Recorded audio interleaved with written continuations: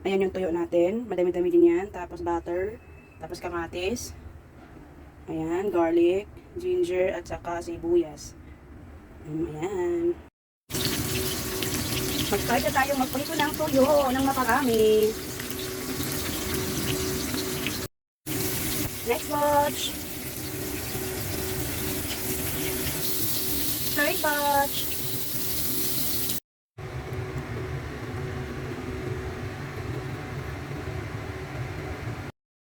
Simulan na natin ang kinamatisang tuyo.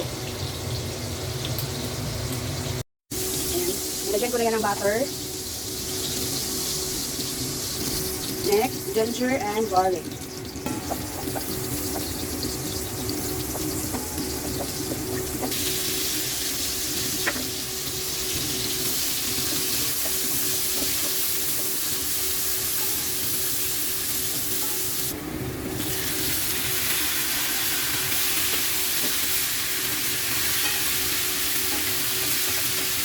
Ganda makmak na kamatis. Pero ma-on din yan, malulusaw din yan mamaya.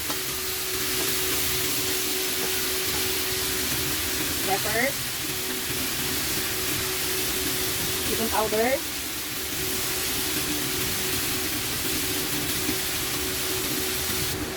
Bigyan din natin ng asukal.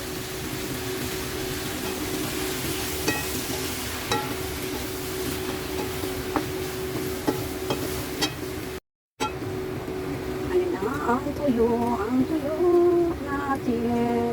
Andyan na.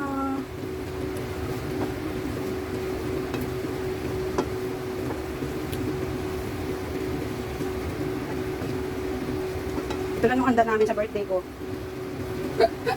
Kamusta naman yun? Wala nang iba, ito lang. Wala nang iba para sa akin.